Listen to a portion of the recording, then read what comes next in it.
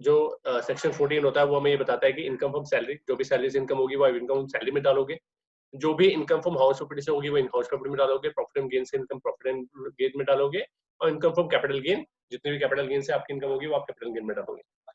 Income from house other sources, ठीक है, other sources की इनकम आप अदर सोर्स में डालोगे। 5 हेड आप लोगों ने पढ़ लिए थे। फिर हम लोगों ने सेक्शन 14A पढ़ा था, वो डिटेल में थोड़ा बता दिया था मैंने आपको। फिर हम लोगों ने सैलरी के बारे में डिस्कशन पढ़ा था कि आखिर सैलरी क्या होती है, ठीक है। सैलरी हम लोगों ने डिस्कस कर लिया था पूरा अच्छी तरीके से। एक मिनट वेट करना।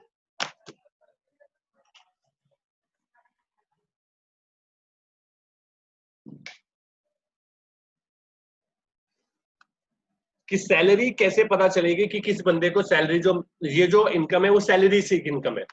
तो उस केस के लिए हमने पहले पढ़ा था कि आखिर उसमें एम्प्लॉयर एम्प्लॉय का रिलेशन होना जरूरी है, उसका हमने एग्जांपल ये पढ़ लिया था।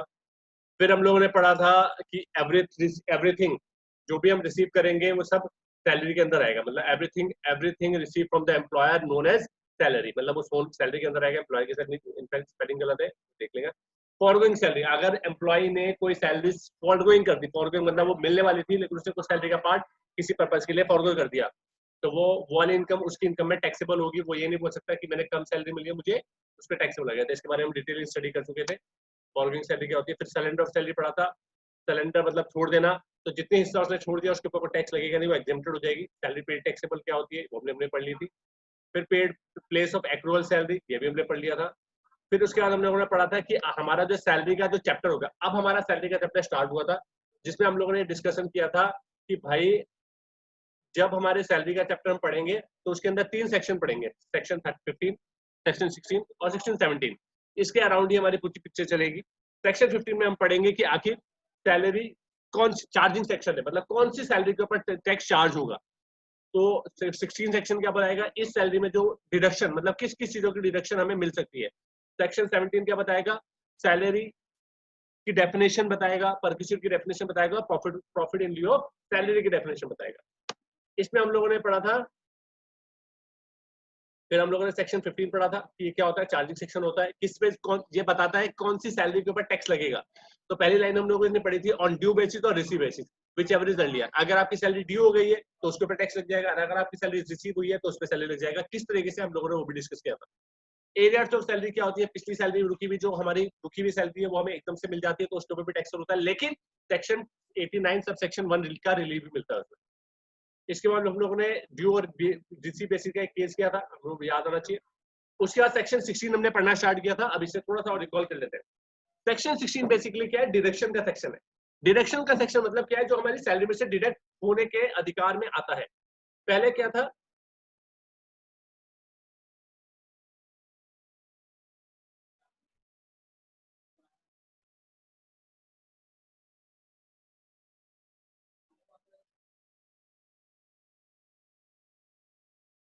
तो सेक्शन जो हमारा 16 है वो 3 पार्ट में है, मतलब सेक्शन जो हमारा ये बताता है, ये मैं 3 पार्ट में बताता है कि डिडक्शन सेक्शन ये बोलता है कि जो आपकी सैलरी से इनकम, मान लीजिए मैंने सैलरी से इनकम कमाई 4 लाख रुपए, तो उस पार्ट में से मैं कितना पार्ट कौन कौन सी चीजों का डिडक्शन ले सकता हूं, जो मैं अपनी सैलरी में से रिड्यूस करूंगा तो उतने के ऊपर मुझे टैक्स देने की जरूरत नहीं पड़ेगी, क्योंकि उसका मुझे डिडक्शन मिल जाएगा।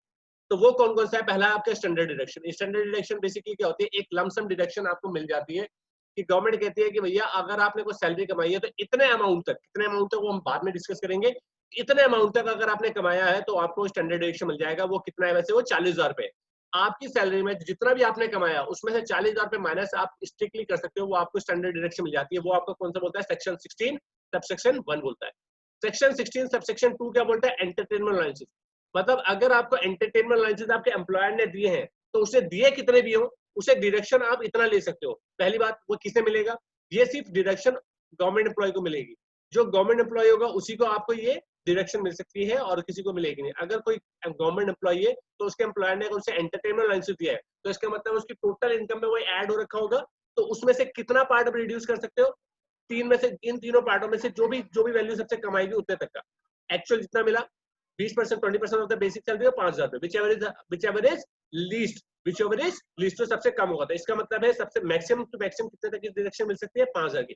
एग्जांपल हमने करा था, जैसे 10,000 रुपए का आपको एक्चुअली मिला है अलाउंसेस आपके एम्प्लॉयर की तरफ से, आपकी टोटल बेसिक सैलरी है 2,40,000 रुपए, उसमें 20% होता है 48 और 5,000 रुपए, विच एवरेज लिस्ट 5,000 रुपए, तो इसका मतलब 5,000 की डिडक्शन आप ले सकते हो। इसके बाद आता है प्रोफेशनल टैक्स। प्रोफेशनल टैक्स होता है सेक्शन 16 सबसेक्शन 3। ये क्या बोलता है कि अगर आपको प्रोफेशनल टैक्स आपके एम्प्लॉयर ने पे करा, मतलब आपके बिहाफ पे आपका प्रोफेशनल टैक्स आपके एम्प्लॉयर ने जमा कर दिया, तो उसका टैक्स भी वो जो पार्ट है उसका डिडक्शन आप ले सकते हो अपनी सैलरी में। मान लीजिए आपकी सैलरी है और उसमें 4 लाख रुपए प्लस 10,000 रुपए 20,000 रुपए आपको प्रोफेशनल टैक्स दे दिया गया है और आपने 20,000 रुपए गवर्नमेंट को जमा करा है, तो वो अपनी सैलरी में से आप माइनस कर सकते हो, उसके ऊपर टैक्स देने की जरूरत नहीं है। लेकिन मान लीजिए वो डिडक्शन उतने की मिलेगी जितना उस बंदे ने पे किया होगा, ना कि जितना एम्प्लॉयर ने पे किया है। जितना उसे, अगर मान लीजिए एम्प्लॉय ने पे भी नहीं करा और उसने अपने जेब से ही प्रोफेशनल टैक्स अपना जमा करा एम्प्लॉय ने, तो वो तब भी डिडक्शन ले सकता है। हमारे दो चीजें होती है, हम बार बार इसमें बात कर रहे थे, एंटरटेनमेंट अलाउंसेस में एक बात आई, अलाउंसेस और परक्विजिट दो चीजें होती हैं। परक्विजिट मतलब देखो एम्प्लॉयर जो होता है वो दो फॉर्म में फायदा देता है अपने एम्प्लॉय को, या तो इन कैश फॉर्म में दे देगा या इन काइंड देगा। इन काइंड का मतलब क्या है, जैसे उसने बोल दिया कि आपके बच्चे हैं पढ़ते हैं, एक काम करो पढ़ा लो, उनकी फीस हम अपने आप जमा कर देंगे, आपको कैश दिया, आपको एक फैसिलिटी दे दी, आपको एक परक्विजिट दे दिया, इन काइंड आपको बेनिफिट दे दिया, वो भी आपकी सैलरी का पार्ट है, वो भी आपकी सैलरी है। आपको घर रहने के लिए दे दिए, क्वार्टर्स दे दिए, तो आपका रेंट का पैसा बच गया और वो भी आपका इन काइंड आपको बेनिफिट दे दिया। या आपको ऐसे भी तो दे सकते थे कि लो पैसे ले लो रेंट पे घर ले लो अपना, तो वो होता है इन कैश, तो वो अलाउंसेस बन जाता है। जब कभी भी इन कैश कोई भी बेनिफिट दिया जाएगा वो अलाउंसेस होगा, जब भी कोई इन काइंड दिया जाएगा वो परक्विजिट होगा। लेकिन कुछ कुछ केसेस ऐसे होते हैं जहां पर इन कैश आप पैसा दोगे, वो तब भी आपका क्या कहलाएगा, परक्विजिट कहलाएगा। वो क्या होंगे वो आगे पढ़ेंगे। इतना यहाँ पर हम लोगों ने कर लिया था, इसमें कोई कंफ्यूजन है यहाँ तक बताओ भाई। पिछला सर एक बार प्रोफेशनल टैक्स बता दीजिए क्या होता है। प्रोफेशनल टैक्स बेसिकली होता क्या है, जैसे मैंने एक एग्जांपल दिया था सीए का। सीए क्या होते हैं, जैसे मैंने मेरी कंपनी में सीए मैंने हायर करा, तो मैं सीए को जो सैलरी दे रहा हूँ वो इसके बेसिस पे दे रहा हूँ क्योंकि उसके पास सीए की डिग्री है, और डिग्री बचाने के लिए उसे ना अपना हर साल टैक्स जमा करना पड़ता है, प्रोफेशनल टैक्स। तो क्या होता है, मेरी कंपनी में वो एम्प्लॉय है, तो कुछ कुछ एम्प्लॉयर क्या होते हैं वो उसका प्रोफेशनल टैक्स के लिए पैसे देते हैं कि भाई जो आपका प्रोफेशनल टैक्स का पैसा आएगा, खर्चा आएगा, वो हमसे ले लेना। तो वो भी सैलरी का पार्ट बन गया, तो वो प्रोफेशनल टैक्स होता है। अब मान लीजिए एम्प्लॉयर ने दिया 10,000 रुपए और उसने जमा करा 8,000 रुपए, तो अपनी सैलरी में से, टोटल सैलरी में से 8,000 की डिडक्शन सीए ले सकता है। ठीक है, तो ये होता है प्रोफेशनल टैक्स। अलग अलग कॉर्पोरेट लोग होते हैं जो जिनके पास ये प्रोफेशनल टैक्स की लायबिलिटी आती है, अगर वो एम्प्लॉयर उसे पे कर रहा है उनके बिहाफ पर या उनको दे रहा है उसका पैसा, तो उसका डिडक्शन उसका एम्प्लॉय ले सकता है। समझ में आया? जी सर। और कोई?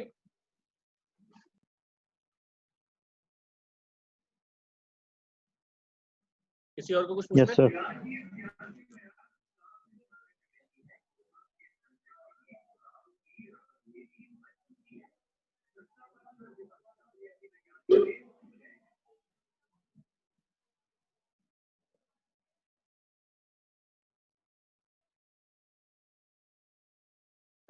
ठीक है, नेक्स्ट आगे बढ़ते हैं। नेक्स्ट है हमारा डेफिनेशन, बहुत इंपॉर्टेंट पार्ट है, ये बहुत बड़ा चैप्टर है, इसमें ही हमारा सारी चीजें चलती रहेंगी। सेक्शन 17 जो है वो हमारी डेफिनेशन का चैप्टर है, जिसमें हम 3 तरीके की डेफिनेशन पढ़ेंगे कि आखिर सैलरी होती क्या है, भाई कितने तरीके की होती है, सैलरी किसे बोलते हैं। सेक्शन 17 सबसेक्शन 2 ये क्या बताता है, परक्विजिट्स। मैंने जो बार बार बात कर रहा हूँ, इन काइंड में क्या क्या बेनिफिट हो सकते हैं जो आ सकते हैं। Section 17 subsection 3 profit in लिeu of salary, ये क्या होता है, मतलब ऐसा कुछ भी होता है क्या कि जो हमारे को सैलरी तो नहीं मिल रही है लेकिन उसके जगह पे कुछ मिल रहा है, उसे भी हम सैलरी के अंदर ही काउंट करेंगे, वो क्या होता है वो भी हम डिस्कस करेंगे। पहले पढ़ते हैं सेक्शन 17 सबसेक्शन 1 जो सैलरी की डेफिनेशन। सैलरी कितने तरीके की होती है, सैलरी हमारी 15 तरीके की होती है, ठीक है, जिसके अंदर हम लोग देखेंगे। देखो अगर एम्प्लॉयर आपको बेसिक सैलरी दे रहा है वो भी सैलरी है, wages, annuity, pension, gratuity, provident fund, leave encashment, commuted pension, allowances, perquisite, bonus, commission, advance salary, profit in लिeu salary, section 80 सब सीसीडी, ये सारे जो है वो सैलरी के पार्ट है कि भैया सैलरी आपको वेजेस मिल रही है वो भी सैलरी है। अगर कोई बोले मुझे तो वेजेस मिल रही तो वो भी सैलरी है, एन्युटी मिल रही वो भी सैलरी है, पेंशन मिल रही वो भी सैलरी है, ग्रेच्युटी मिल रही वो भी पेंशन सैलरी है, तो ये सब चीजें सैलरी है। बेसिकली जो ग्रेच्युटी से लेकर के कम्यूटेड पेंशन तक है, ये रिटायरमेंट के टाइम पे पैसा मिलता है, जब आपका रिटायरमेंट हो रहा होता है, ये gratuity, provident fund, leave encashment, commuted pension, ये सब कुछ मिलते हैं। अलाउंसेस, परक्विजिट्स, ठीक है, ये मिलते हैं, ये सब एक जैसे हैं। जैसे ये दोनों ये दोनों एक नेचर के, इसलिए मैंने इसे ग्रुप करके रख रखा है, क्योंकि बेसिक सैलरी बोलो वेजेस बोलो, ये एक नेचर की चीजें हैं। तो ये हम लोगों ने, ये एन्युटी और पेंशन जो होती है वो आपका पेंशन मिलता है, जैसे आपको पता है पेंशन क्या होती है, उसी तरीके से एन्युटी भी होती है। एन्युटी होती है लमसम अमाउंट एक फ्रीक्वेंटली टाइम पे मिलता रहना। Gratuity, provident fund, leave encashment, computer pension, ये जो आपने टाइम पीरियड, अपने ड्यूरेशन आपने अपनी कंपनी को दिया है, उसके बिहाफ पर आपको पैसे मिलते हैं। इन सब के बारे में डिटेल में पढ़ेंगे। अलाउंसेस, परक्विसिटी एक जैसा होता है, बोनस कमीशन एक जैसा होता है। अच्छा, इसमें बहुत सारी चीजें हमें पढ़ने की जरूरत नहीं है, इन सभी चीजों को हम डिटेल में पढ़ेंगे, लेकिन उससे पहले हम लोग ये देख लेते हैं कि आखिर क्या क्या चीजें हैं जो हमें पढ़नी नहीं है। सबसे पहले बेसिक सैलरी। बेसिक सैलरी हमें पढ़ने की जरूरत नहीं है, सैलरी क्या होती है हमें पता है, वेजेस क्या होती है हमें पता है, एन्युटी, पेंशन ये हमें पढ़ना है, gratuity, provident fund, leave encashment, computer pension, pension ये हमें पढ़नी है, अलाउंसेस, परक्विसिट्स ये हमें पढ़ना है, बोनस कमीशन, ठीक है, ये हमें पढ़ने की जरूरत नहीं है, हमें पता है कि बोनस क्या होता है, कमीशन क्या होता है। एडवांस सैलरी क्या होती है, प्रॉफिट इन लिeu सैलरी हमें पढ़ने की जरूरत है, हम इसे पढ़ेंगे, बल्कि डेफिनेशन में भी आ गया है। तो ये सारी चीजें हम इसमें डिटेल में पढ़ेंगे। नेक्स्ट है, अगर मैं बात करता हूं इसमें, जैसे मैंने इसमें बात करी अभी अलाउंसेस की, ये अलाउंसेस हैं। अलाउंसेस होते क्या है, मतलब अलाउंसेस किस किस तरीके के मिल सकते हैं। एक एम्प्लॉयज को एक एम्प्लॉयर अलाउंसेस कौन कौन से तरीके से दे सकता है, तीन तरीके के डिवाइड किए गए। मतलब अगर मैं अगर एज पर द लॉ बात करूं तो तीन तरीके के अलाउंसेस होते हैं, फुल्ली टैक्सेबल, पार्टली और फुल्ली एग्जेम्प्टेड। मतलब कुछ अलाउंसेस ऐसे होते हैं जो आपका एम्प्लॉयर आपको देता है, उसके ऊपर कोई माफी नहीं है, कोई भी एग्जेम्पशन नहीं मिलती, कुछ नहीं मिलता, पूरे के ऊपर टैक्स लगेगा। अगर उसने 10 रुपए दिए तो आपकी सैलरी में जुड़ेंगे, उसमें कोई भी आपको एग्जेम्पशन या कोई भी चीज माफ नहीं है। एग्जेम्पशन का मतलब होता है, जैसे कि मान लीजिए मैंने 10 रुपए, मैं मेरे यहाँ कोई बंदा काम करता है, मैंने उसे 10 रुपए दिए, लेकिन वो 10 रुपए पे गवर्नमेंट ने कहा कि अगर इस तरीके के आप 10 रुपए किसी को देते हो तो उस पे से 2 रुपए माफ है, तो 2 रुपए एग्जेम्प्टेड हो गए इसका मतलब। लेकिन कुछ चीजें ऐसी होंगी, वो कहेगा कि अगर आपने ये वाले बेनिफिट दिए तो भैया जो आप उसको दे रहे हो ना, इसमें कोई माफी नहीं है, उसको उसके ऊपर टैक्स देना पड़ेगा। तो क्या कहा गया कि अगर किसी बंदे को एंटरटेनमेंट लाइसेंस मिलता है, मतलब नॉन गवर्नमेंट बंदा, गवर्नमेंट बंदा है तो उसे एग्जेम्पशन मिल सकता है।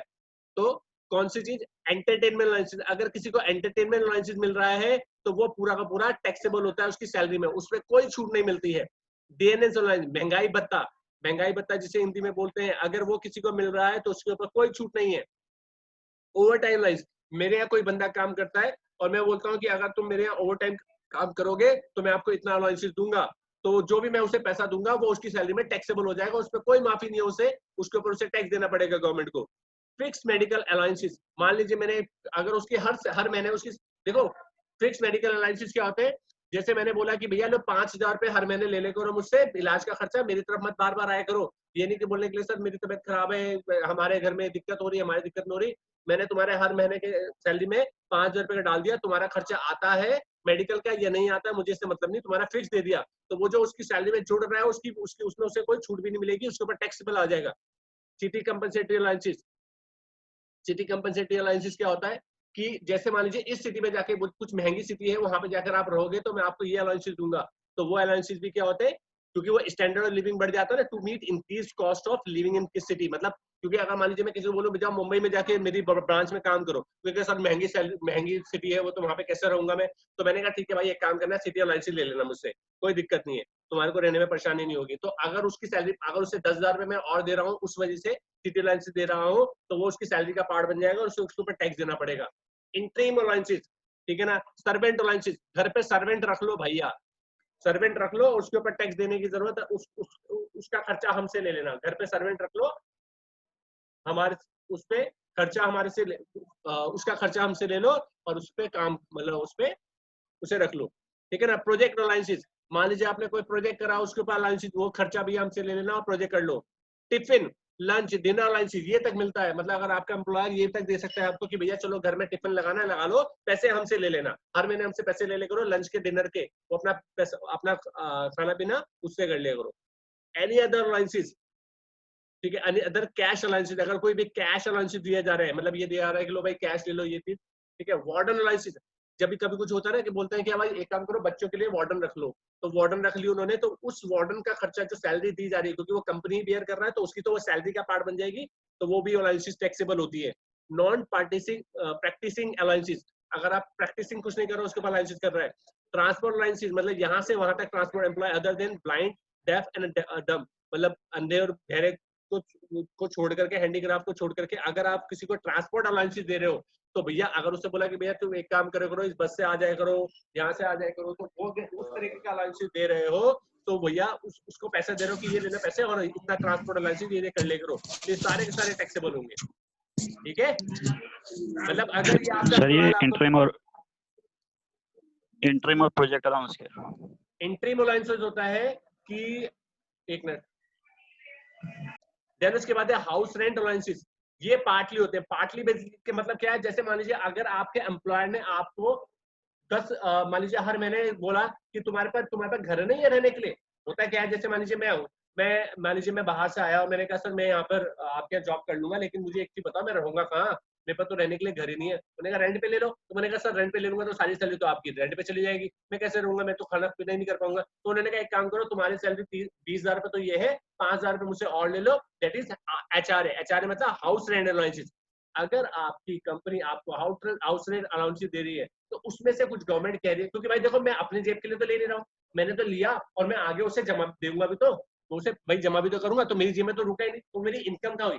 तो कुछ परसेंट तक कुछ वैल्यू तक उसे माफ कर रखा है गवर्नमेंट ने। कहा इतनी वैल्यू तक अगर आपको आपका एम्प्लॉयर पे कर रहा है ना, तो वो आपको टैक्सेबल, आपकी सैलरी में टैक्सेबल नहीं होगा। तो पार्टली टैक्सेबल है और पार्टली एग्जेम्प्टेड है। तो कितना पार्टली टैक्सेबल है, कितना एग्जेम्प्टेड है, वो हम लोग पढ़ेंगे डिटेल में। ये मतलब इसमें पूरा टैक्सेबल नहीं होता, ये इसका कुछ पार्ट हो जाए तो वो माफ हो जाता है। स्पेशल अलाउंसेस, कुछ स्पेशल अलाउंसेस होते हैं, वो अभी हम डिटेल में पढ़ेंगे। वो कौन से स्पेशल अलाउंसेस होते हैं जो हमें मिलते हैं, वो भी पार्टली होते हैं, उसमें कुछ परसेंट तो टैक्सेबल होगा, कुछ परसेंट हमारा एग्जेम्प्टेड होगा। ये हो गए हमारे फुल्ली और ये हो गए पार्टली। फुल्ली एग्जेम्प्टेड मतलब ये अलाउंसेस वो होते हैं जो एग्जेम्प्टेड होते हैं, पूरी तरीके से एग्जेम्प्टेड होते हैं, मतलब वो हमारे माफ कर दिए गए। गवर्नमेंट ने कहा है इस तरीके के टैक्स जो होते हैं वो आपके बिल्कुल माफ कर दिए गए हैं।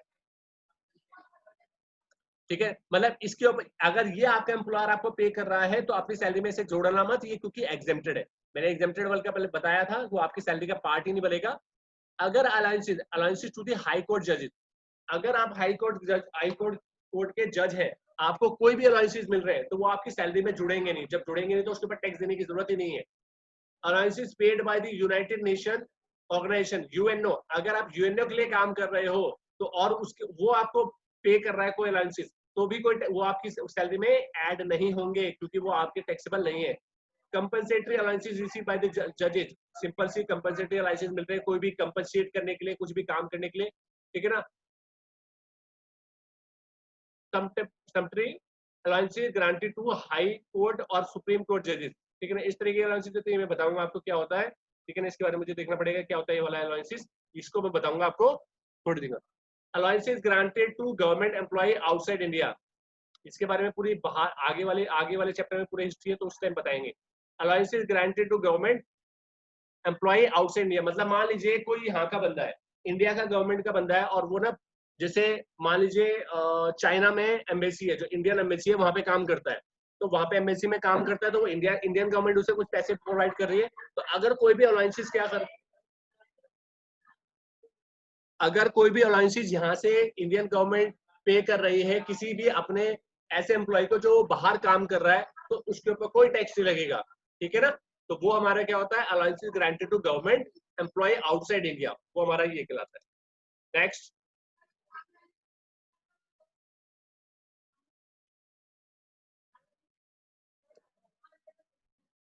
सबको दिख रहा है, आगे बढ़े।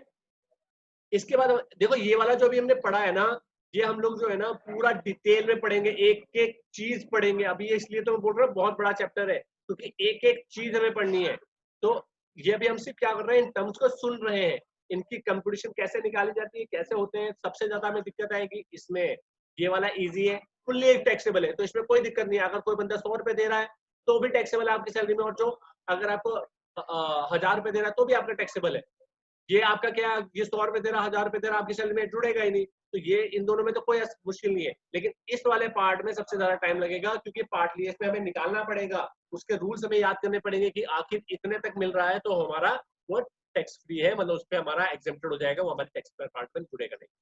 इसके बाद आती है नेक्स्ट डेफिनेशन, सैलरी की डेफिनेशन हमने पढ़ ली, सेक्शन 17 सबसेक्शन 2। ये क्या होता है, ये बेसिकली परक्विजिट की डेफिनेशन बताता है। परक्विजिट क्या होते हैं, परक्विजिट बेसिकली क्या होता है, परक्विजिट दो तरीके से हो सकते हैं। देखो, एक तो पूरी तरीके से माफ कर दिया, जैसे मान लीजिए मैंने तुम्हें घर दे दिया, घर का भाई तुम ये घर रख लो और घर एम्प्लॉय को दे दिया और बोला तुम इस घर में रहो, तो तुम्हारा रेंट का खर्चा बच गया ना। तो अभी कानून में तो बोला गया है कि जो भी आपको आपका एम्प्लॉयर आपको देगा तो वो आपकी टैक्सेबल। अब वो कितना रेंट का वैल्यू आपकी सैलरी में जुड़ेगी वो तो बात की बात है, लेकिन अभी हमें क्या सीखना है, अभी हमें ये सीखना है, अभी हमें ये सीखना है कि आखिर रेंट फ्री देखो दो तरीके के होते हैं। एक तो होता है आपको बोला कि भाई इस क्वार्टर में रहो, आपको कोई पैसे देने की जरूरत नहीं है, आप हमारे एम्प्लॉई हो और हमारे एम्प्लॉई हो तो उसमें काम कर, उसमें रहने स्टार्ट कर दो। तो होता है रेंट फ्री एकोमोडेशन, आपको दे दिया गया, तो आपको इन काइंड में कोई बेनिफिट दिया जा रहा है, तो वो आपकी सैलरी में उसका कुछ पार्ट होता है, वो आपकी कंप्यूटेशन निकालनी पड़ेगी हमारे को, कि उसके ऊपर पूरा चैप्टर है। अभी हम ये पूरा चैप्टर पढ़ेंगे, अभी हम सिर्फ बता रहे हैं परक्विजिट होता क्या है, कितने तरीके के हो सकते हैं। तो आपको घर मिल गया फ्री ऑफ कॉस्ट, वो हमारा परक्विजिट कहलाएगा। आपको कंसेशन रेट पे एकोमोडेशन मिल गया, मतलब मान लीजिए वहां का रेंट है 2000, वहां का रेंट है 5000 रुपए और आपको बोले कि आप ना हमें सिर्फ 1000 रुपए दे देना और वहां पे रह लो बचा करके, तो आपको कंसेशन रेट पे क्या मिल गया, घर मिल गया। तो जितने का आपका फायदा मिला है उतने आपकी सैलरी में जुड़ेगा और उसके ऊपर टैक्स देना पड़ेगा, वो आपका परक्विजिट कहलाएगा। तो ये दो चीजें होगी। देन उसके बाद होती है the value of any benefits और amenity either at free of cost और फ्री ऑफ कॉस्ट और at concession rate only in the case of specific employ. मतलब क्या है, कुछ मतलब आपको कुछ बेनिफिट दिए जा रहे हैं, कुछ एक्स्ट्रा बेनिफिट दिए जा रहे हैं, एमिनिटी दी जा रही है, कुछ बेनिफिट दिए जा रहे हैं कि भैया ये काम कर लो। जैसे मान लीजिए आपको आपके घर की गैस भर दी, ठीक है ना, आपके आपको आपको कोई एक्स्ट्रा बेनिफिट दे दिया, आपके टीवी का खर्च, आपका जो केबल का खर्चा है वो कौन पे कर रहा है, वो उन्होंने कहा एक काम करो अपने घर में केबल लगा लो और एक काम करो हम पे कर देंगे। या एक काम करा जैसे मान लीजिए आपके बच्चे पढ़ते हैं, वो हम मतलब इस तरह के बेनिफिट दे दिए, आपके घर में गैस भरवा दी। तो ये सब जो जिम्मेदारी थी या जो जो बेनिफिट थे वो किसने दे दिए, वो बेनिफिट दे दिए किसने, एम्प्लॉयर ने।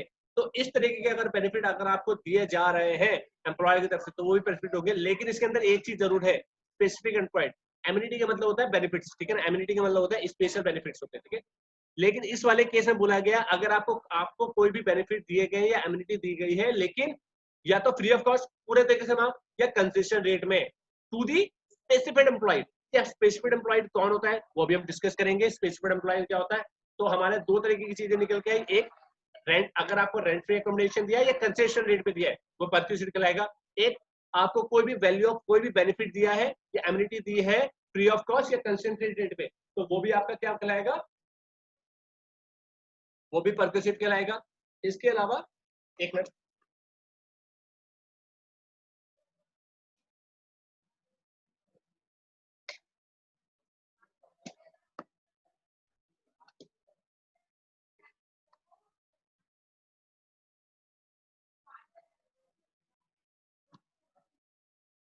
जी हाँ, ठीक है। तो इसके बाद हम लोग देखते हैं कि ऑब्लिगेशन, फोर्थ पॉइंट हमारा बोल रहा है obligation of employ in is not is paid by, not नहीं है, ठीक है, इसे कर देंगे हम is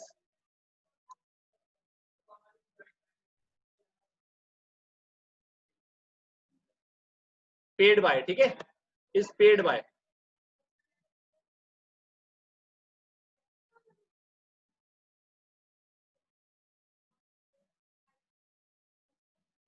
obligation on employ is paid by employ, मतलब क्या है, जिम्मेदारी है आपकी, लेकिन वो पे किसने कर दी, एम्प्लॉय ने पे कर दी, एम्प्लॉय ने। जैसे मान लीजिए बिजली का बिल आया, अब बिजली का बिल जमा करने की जिम्मेदारी किसकी थी, एम्प्लॉय की थी, लेकिन एम्प्लॉय ने कहा चलो एक काम करके हम जमा कर देंगे, तो आपको एक बेनिफिट मिल गया ना, आपको एक बेनिफिट मिल गया। तो इस तरीके के अगर बेनिफिट आपको दिए जा रहे हैं इन काइंड, तो वो भी आपका परक्विजिट कहलाएगा।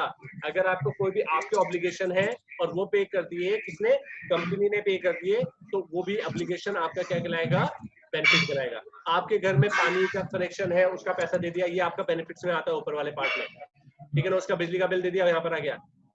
Any sum paid to get an assurance of the life of employ, मतलब क्या है, ऐसा कोई भी, जैसे मान लीजिए आपकी एम्प्लॉय की लाइफ को बचाने के लिए कोई भी खर्चा उसने नहीं किया, एश्योरेंस दिया कि भैया ठीक है ये पैसा अगर इसकी लाइफ के लिए ये पैसा, ये रिस्पॉन्सिबिलिटी हम पे कर देते हैं, तो वो भी हमारा परक्विजिट कहलाएगा, वो भी परक्विजिट की डेफिनेशन में आएगा। सिक्स्थ वाला है any other fringe benefits. Fringe benefits कुछ होते हैं कुछ पार्ट बोले गए हैं हमारे, अभी देखेंगे उसमें क्या बोलते हैं फ्रिंज बेनिफिट्स को।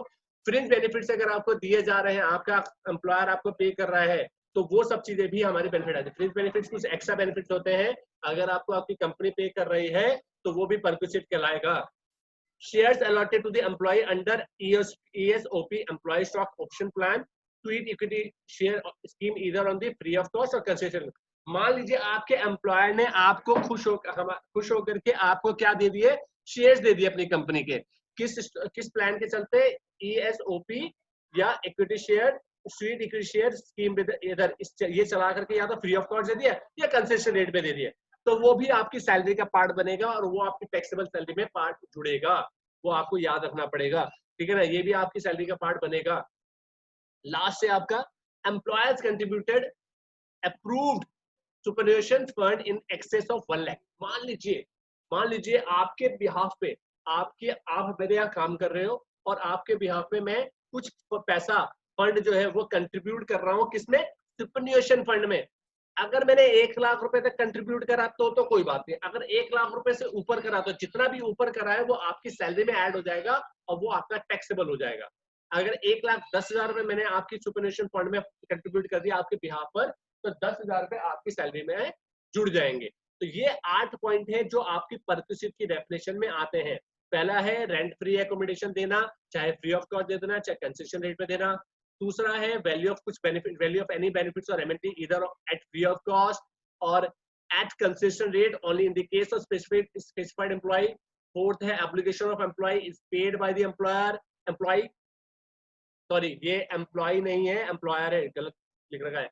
Any sum paid to get an assurance of life of employ, any other fringe benefits as may be prescribed under this act, shares allotted to employees under ESOP employee stock option plan, sweet equity share scheme, either a free of cost or at concession rate. Employers, last point जो है, employers contributed approved superannuation fund in excess of rupees 1 lakh। तो ये सारे point जो है हमारे perquisite की definition में आते हैं कि परक्विजिट ये 8 पार्ट में आते हैं। अब ये जो है एक जो है वो अपने आप में एक चैप्टर है, इसको हम एक चैप्टर में पढ़ेंगे कि फ्री ऑफ कॉस्ट कैसे होता है, कंसेशन रेट क्या होता है, फिर ये क्या होता है, फिर ये क्या होता है, ये किस तरीके से निकाला जाता है और आपकी सैलरी में कैसे वो जुड़ेगा, तो वो हम लोग पूरा पढ़ेंगे। नेक्स्ट है आपका, लिखना तो नहीं है किसी को? सर 5th वाले पॉइंट में ESI भी मतलब कंक्लूड होगा क्या? सब कुछ बिल्कुल, ESI वगैरह भी आपकी सैलरी में इंक्लूड होता है ना, लेकिन उसमें टैक्सेबल की बात अभी बताएंगे कि जो वो आपको मिलेगा तो उसमें कितना पार्ट आपका टैक्सेबल होगा कि नहीं होगा, ठीक है। नेक्स्ट है आपका लास्ट डेफिनेशन जो है, definition of profit in लिeu of salary. मतलब क्या है, प्रॉफिट सैलरी की जगह पे कुछ और दे देना है। मतलब क्या है, compensation receive against reduce of salary और टर्मिनेशन। मतलब क्या है, जैसे मान लीजिए आपको मैंने हायर करा और मैंने हायर करने के बाद आपको हायर करा 50,000 रुपए पे। कितने पे हायर करा? आपको मैंने हायर करा, मैंने 50,000 रुपए पे 50,000 सैलरी पे मैंने हायर करा और मैंने बोला कि नेक्स्ट ईयर जो आपकी सैलरी हो जाएगी वो हो जाएगी 60,000 रुपए, ठीक है। और हमारा कॉन्ट्रैक्ट हुआ था कि जब मैंने हायर करा तो मैंने कॉन्ट्रैक्ट किया था कि भाई आप छोड़ के नहीं जा सकते, अगर आप गए तो आपको इतने पैसे देने पड़ेंगे। और अगर आपको मैंने निकाला तो मैं आपको 5 लाख रुपए दूंगा। कितने? 5 लाख रुपए। और अगर आपकी सैलरी मतलब जो भी आपके टर्म्स एंड कंडीशन अभी है उसमें अगर आप कोई बदलाव करें तो 2 लाख रुपए दूंगा। कितने दूंगा? 2 लाख रुपए। मैंने आपको हायर करा 50,000 रुपए पे, नेक्स्ट ईयर में बोल दिया था कि मैं आपकी सैलरी 60,000 रुपए कर दूंगा और कॉन्ट्रैक्ट ये करा था कि अगर मैं निकाल देता हूँ आपको, ठीक है ना, अगर आपको निकाल देता हूँ तो 5 लाख रुपए दूंगा और अगर आपको कुछ सैलरी में कुछ भी हेरफेर करता हूँ या फिर कोई भी बदलाव होता है हमारे टर्म्स एंड कंडीशन में और आप उससे एग्री नहीं होते तो मैं आपको कंपनसेट करूंगा 2 लाख रुपए से। अब आप नेक्स्ट ईयर की बात है तो नेक्स्ट ईयर में आपने बोला सर मेरी सैलरी 60,000 रुपए कर दो। मैंने कहा भाई 60,000 की तो बात दूर की बात है, तो 60,000 तो भूल जा, इसे तो तू भूल ही जा, इसे तो तू भूल जा। मैं तो 60,000 तो अलग 60,000 तो देता नहीं, तो अब एक काम कर, टाइम मेरे पास है नहीं, या तो 40,000 रुपए पे आ जा या छोड़ दे, या तो नौकरी छोड़ दे और 5 लाख रुपए ले ले मुझसे, 5 लाख रुपए ले और जा, या तो छोड़ दे या 2 लाख रुपए ले और 40,000 रुपए पे आ जा। दोनों में से तेरे पास कोई भी ऑप्शन है। तो आप मान लीजिए आपने कहा कि चलो ठीक है सर मेरी सैलरी 40,000 रुपए कर दो, तो आपको 2 लाख रुपए मिल गए ना एकदम से, तो वो क्या हुआ, सैलरी की जगह पे कुछ और मिल जाना। सैलरी की जगह पे कुछ और मिल जाना, या तो टर्मिनेट करने पर या सैलरी को रिड्यूस करने पर जो भी पैसा मिलता है वो आपका कहलाता है profit in लिeu of salary. Profit in लिeu of salary, कि सैलरी की जगह पे कुछ और मिल जाना, वो भी आपकी सैलरी में ऐड होगा और उसके ऊपर वो टैक्सेबल हो जाएगा। इसमें मैंने केस लिख रखा मायावती वर्सेस मुलायम सिंह, ठीक है ना। इसमें ये क्या था, समूह, जब समूह का केस आया था तो उसमें हुआ क्या था कि उसमें हुआ ये था कि